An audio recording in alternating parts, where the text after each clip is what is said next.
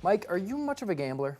I've laid a wager or two over the years. Why do you ask? Are you in trouble? What did you do? Relax, Dad. I didn't do anything wrong. Actually, I recently visited the Grand River Raceway in Elora to take in some horse racing. Gambling on the job, I see. Must be nice. No. There wasn't any gambling. Well, maybe just one bet, but that's because we had to get the full experience for our audience.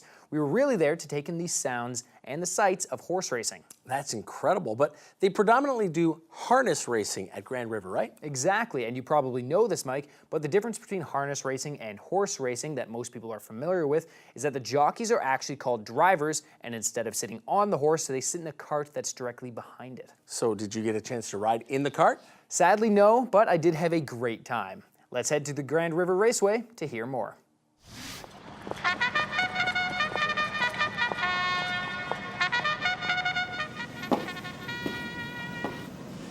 Another night of fun is about to jump off at Grand River Raceway. The horses are prepped and ready to go for their 2-lap race around the half-mile oval dirt track. But before things get started, I wanted to catch up with some of the drivers to learn what their favorite sounds of harness racing are, starting with Scott Young. One of my favorite sounds would have to be you can hear it behind me right now, probably the stomping of the hooves on the racetrack. It's the coolest sound in the world when you're eight behind the gate and you're going in behind 7 other drivers and 7 different horses. It gets your adrenaline pumping, and it's a pretty cool scene. The 2-wheeled selkies, or bikes, are fixed behind the standard-bred horse. From a sitting position on the selkie, the driver controls the horse with reins that are attached to a bit in the horse's mouth. Driver Bruce Robinson points out this position provides a unique acoustic experience. You get a guy right behind you, you can feel the horse breathing down your neck, or if you're coming down the stretch, sometimes you can hear the people cheering. Well, I'm not saying they're cheering for me, but cheering for their horse.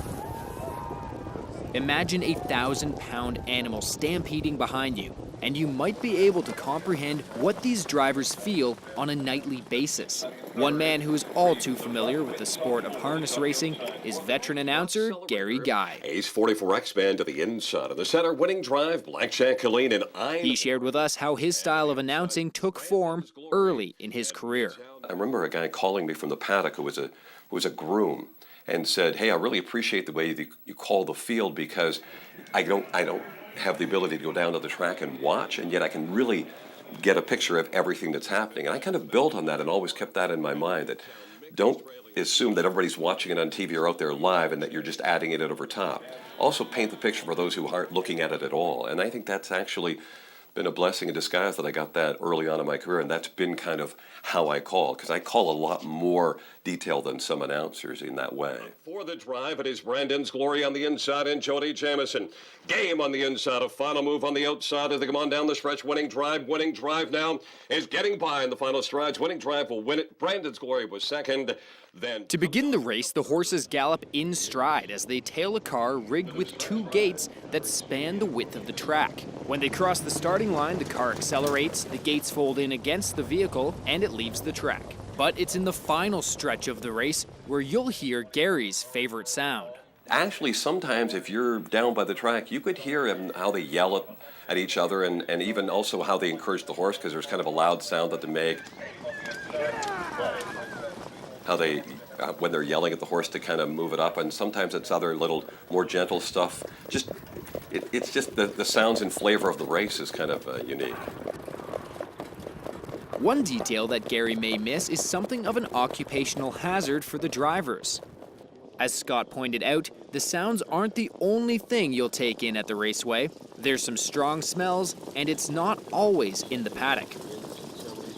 Ooh, smell-wise, unfortunately, horses like to go to the bathroom, and I've had it multiple times, and that's why they call it the sport of kings, because it's happened whether you're jogging around, or I've had it during the race before. Horse will go number 2, and I've had it on me plenty of times, and that's not a great feeling, but it's part of life, that's for sure.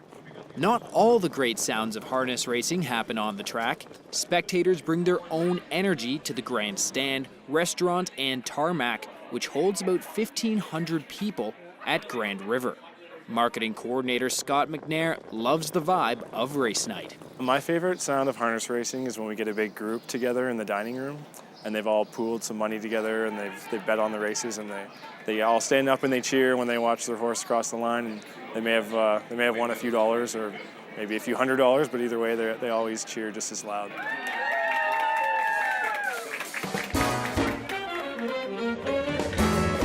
It looked like so much fun, I had to get involved. Hey, could I put $5 on Golf Girl to win? Let's go, two. Let's go, Golf Girl. Come on, come on.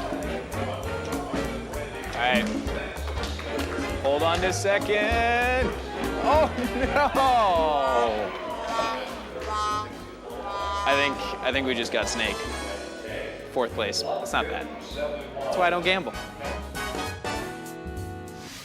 I really like how you told that story, and putting such an emphasis on the sounds really helps you focus on other details of this classic sport. Thanks. You know what? It was a really great experience. So a big thank you to everyone at Grand River for being so accommodating, all the staff, and of course the drivers that took the time to speak with us on the track. Now I need to know, what was your favorite sound? You know what? I have to agree with Gary. When he described how the drivers make that last turn onto the straightaway, you can hear them screaming at their horses to try and give just a little bit more. That was really, really intense. I bet. And if you at home want to make a trip to this track, check them out at grandriverraceway.com. And they do more than just racing horses, so I highly recommend that you see what else they have going on when you visit their site.